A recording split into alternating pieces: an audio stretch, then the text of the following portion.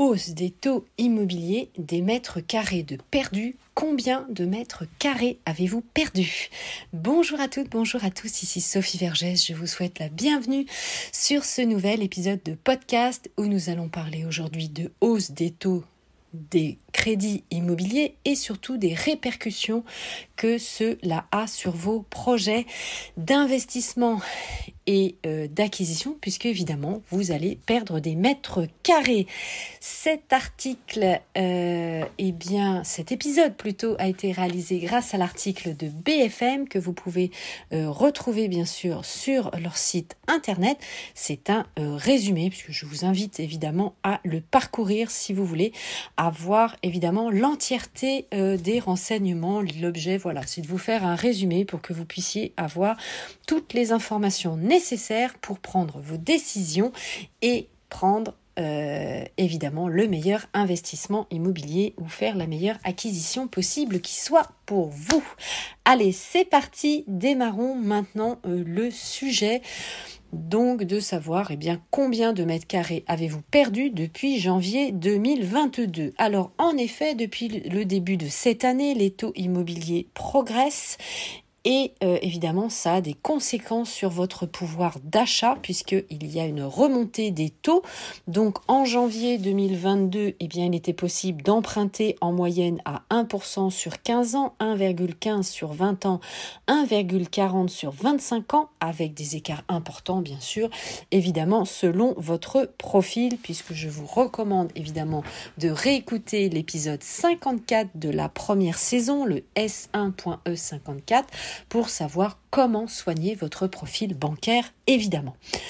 Alors, vous le savez, certaines banques, évidemment, vont vous courir après, puisque c'est l'objet. Si vous avez un bon profil bancaire, les banques vous convoitent, évidemment, et vous proposent de vous financer à des taux de moins de 1% sur toutes les durées. Notamment, il y a eu des taux vraiment très bas à 0,55 par exemple sur 15 ans, 0,75 sur 20 ans, 0,95 sur 25 ans, et évidemment, les taux augmentent depuis le mois d'avril, respectivement à 1,25 sur 15 ans, 1,45 sur 20 ans, 1,65 sur 25 ans. Et les meilleurs profils, évidemment, continuent, eux, à obtenir 0,90%, donc moins de 1%, évidemment.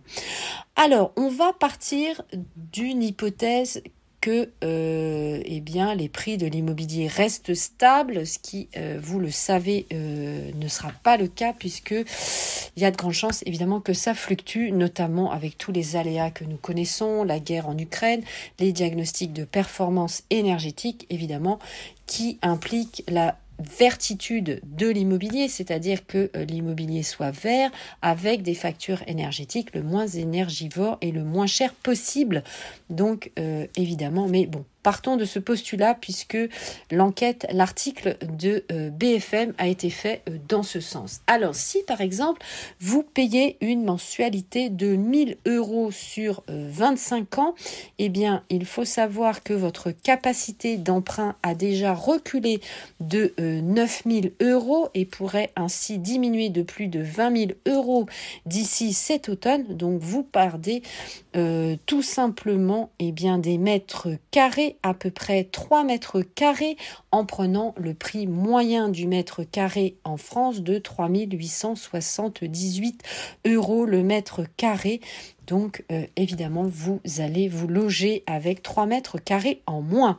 Pour une mensualité de 1 500 € sur 25 ans, vous avez perdu une capacité de 13 000 €. Ça va encore diminuer jusqu'à 30 000 € cet automne. Donc, vous voyez, vous avez des difficultés qui s'accumulent, traduit donc par une perte de 7,70 mètres carrés en moyenne.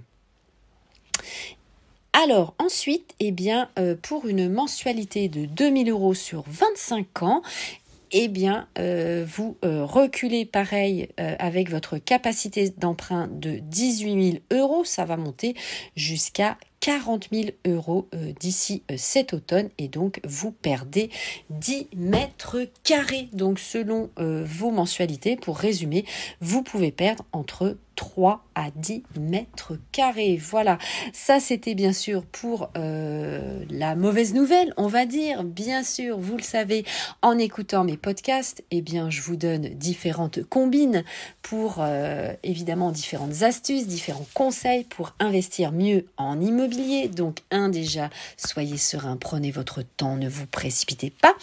Et puis vous avez évidemment aussi le fait, ça c'est un conseil que je vais vous donner, écoutez bien, c'est bien sûr de connaître le degré d'urgence évidemment de votre vendeur, puisque c'est en connaissant son degré d'urgence, est-ce qu'il déménage, est-ce qu'il divorce, est-ce qu'il y a eu un décès, est-ce que c'est une succession, etc., que vous allez pouvoir évidemment négocier au mieux, est-ce qu'il y a des travaux de rénovation énergétique entre autres, etc.